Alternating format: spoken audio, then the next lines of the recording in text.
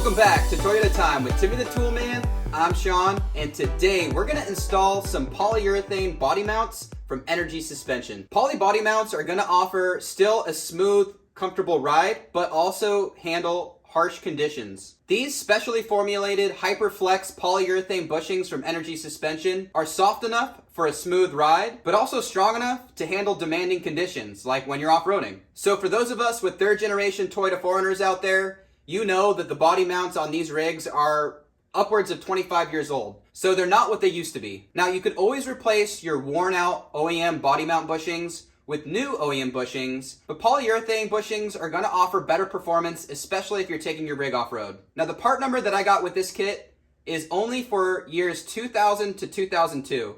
So if you have an earlier third gen model, check the video description below and we'll link the right part number to the right years of your third gen. So you can get the right part number depending on which year 4Runner you have. Now I gotta say, the instructions for this kit are really awesome. They do a great job of explaining everything. Now, accessing and installing these body mounts is very similar to installing a body lift, but this is different.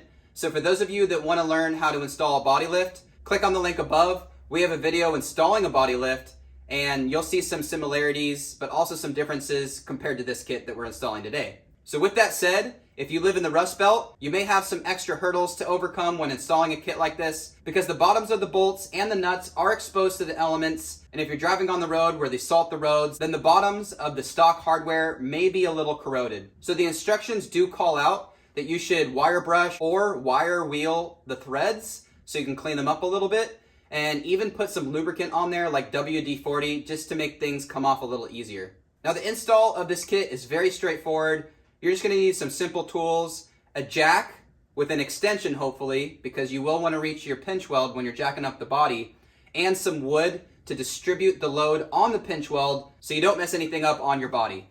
You know what they say, more mods, more problems, and you don't want to get in a situation where you're breaking something or unnecessarily bending the pinch weld or some other component that you may be jacking up on. So take your time, jack up the body slowly, so you don't bend any hard lines, maybe pull some brake lines, or even possibly damaging your fan shroud because you are lifting the body up and the engine is staying in place on the frame. So again, just be mindful of all these components, jack it up slowly, take a look around, and just make sure you're not breaking anything. Now with that said, you can see that everything's laid out here on the bench. So let's take a closer look. I've laid out everything as the instructions call for, starting with the first body mounting position and working my way back towards the fifth mounting body position, just so I have everything organized and I'm not looking for parts or potentially installing the wrong part and having to remove it, doubling my work. So let's take a closer look at the components before we get started.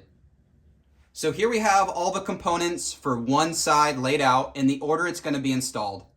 This is body mounting position 1, 2, 3, 4, 5. So the first mounting position's at the front of the vehicle where the front bumper is.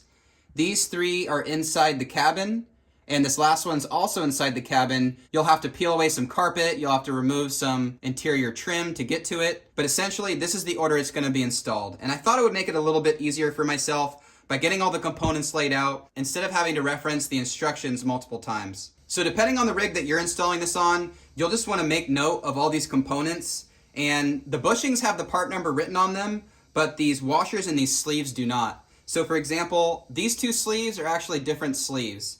They look almost identical, but one is slightly longer than the other. So what I did is I used my digital micrometer, I measured these, and then I matched it up with the part number on the parts list and wrote in Sharpie just the last couple digits of that part so I could place things where they belonged.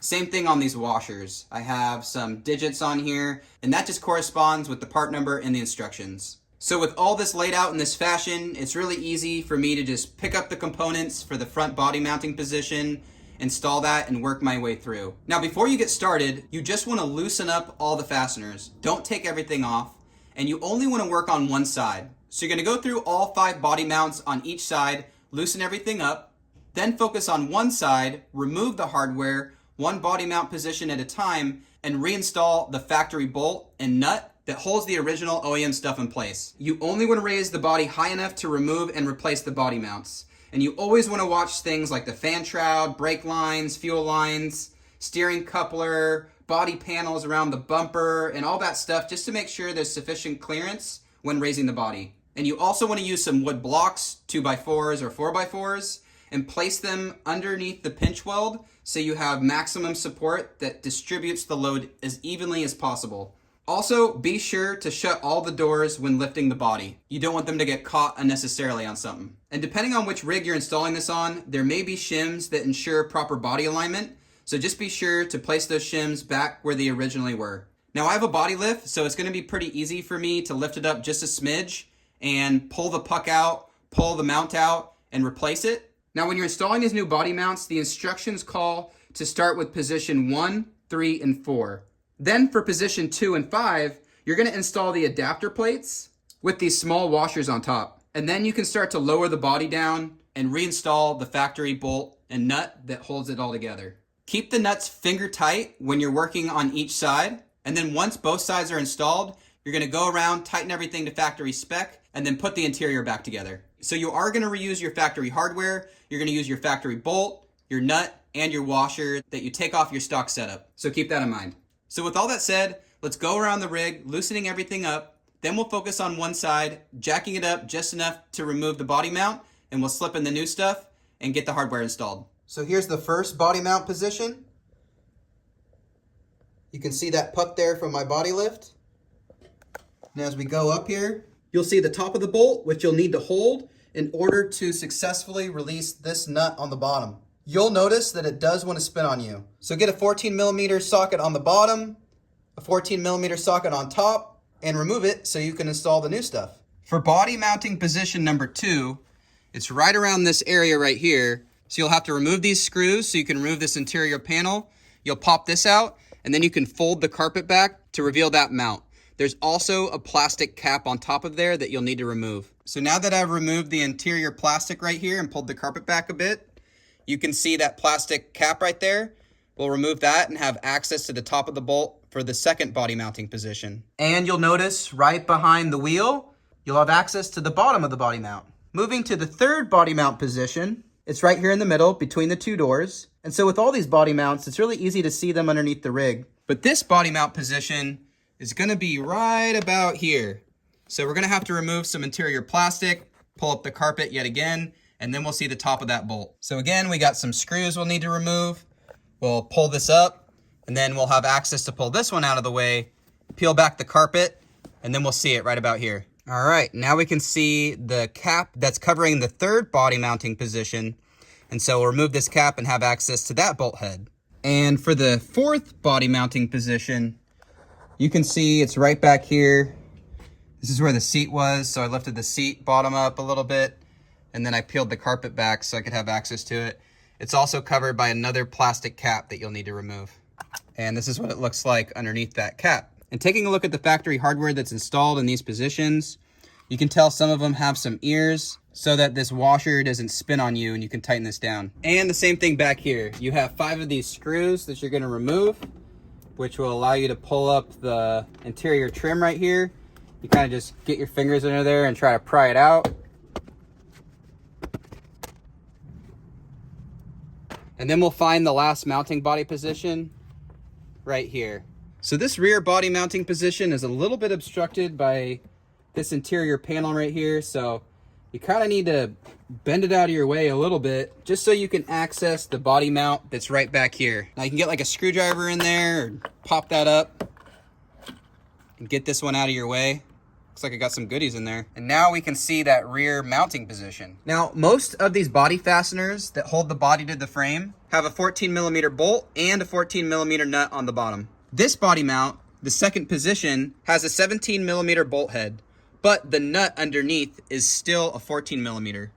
So I don't know if this is unique to my 2000, but just something to note. So I'd be curious to hear in the comments if you guys do this on your rig and it's a different year. Let us know if you experience the same thing. So we're gonna install the new upper body mounts and the upper washers into positions 1, 3, and 4. For positions 2 and 5, we're gonna install the adapter plates with the small washers on top of the frame perch using the factory bolts. Then we'll lower the body all the way and install the new lower mounts, washers, and factory nuts by keeping the nuts only finger tight until both sides are completely installed. And then we'll go repeat that process on the other side. And then finally, once it's settled off the jack, we'll torque all the nuts and bolts to the factory spec and reassemble the interior.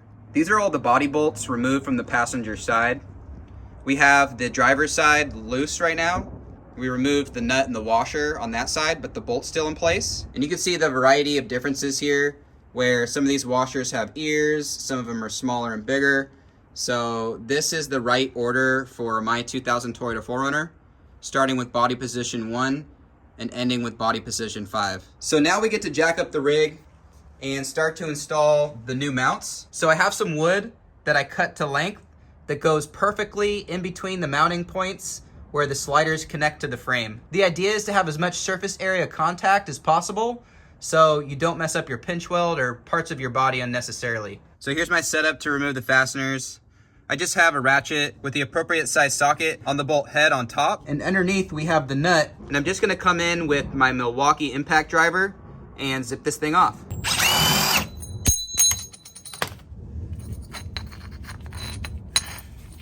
So I have the hardware removed from the passenger side, I have the driver's side loose, and I got some wood spread as far as I can on the pinch weld just to distribute the load as much as possible so I don't do any extra harm or damage. So I'm gonna start jacking up the body. Make sure all your doors are closed and pay attention to any lines or anything that's making unnecessary contact.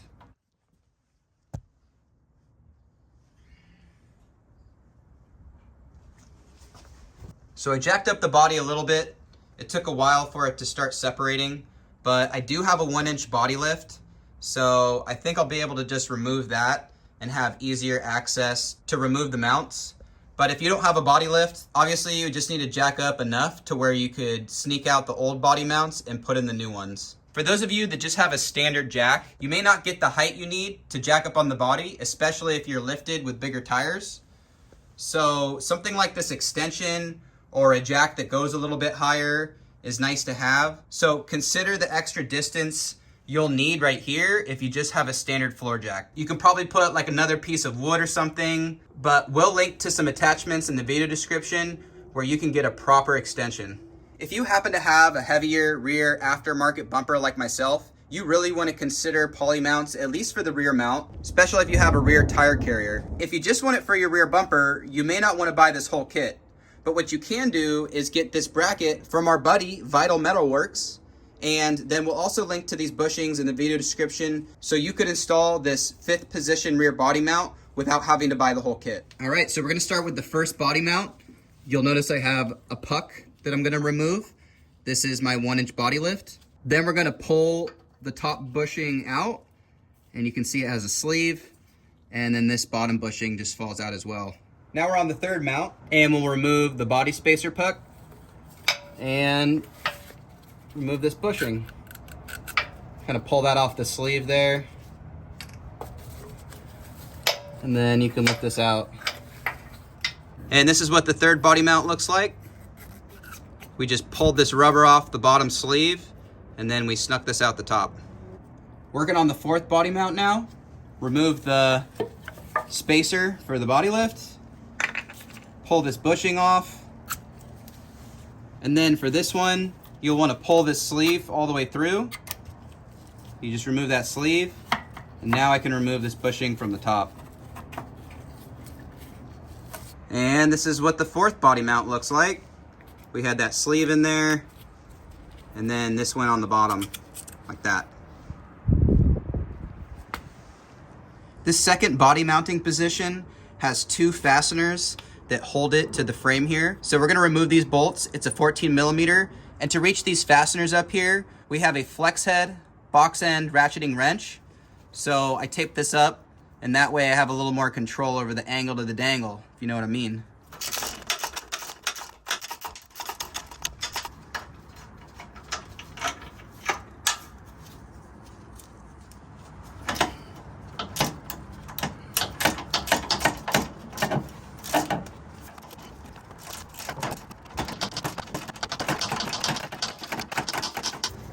That other one was a little bit stubborn, so a little bit more advantage with this flex head ratchet, and I was able to get on there and loosen it up. As you can see, my frame is pretty clean. I don't live in the Rust Belt, but this fastener was a little stubborn, so I can imagine this style of bushing mount that also mounts with two 14mm bolts is gonna be your biggest challenge with this job.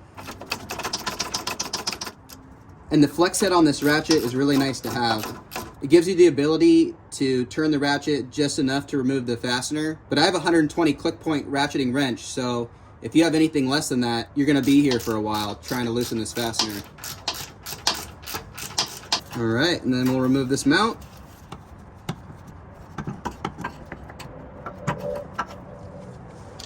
And this is the OEM bushing from the second mounting position. All right, and the final mount, the fifth mount, right underneath the rear bumper, also has two 14mm bolts, just like the second position had. So we'll have to get on top of here and remove those bolts as well. While we're here, again, I'll remove my puck that is my body lift. And I'm gonna sneak up here with my flex head again. Makes it easier to remove.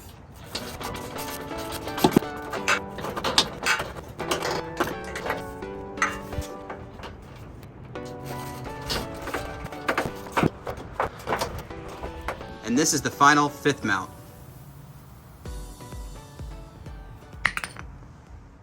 So we're gonna reverse our process with the installation of the new poly mounts.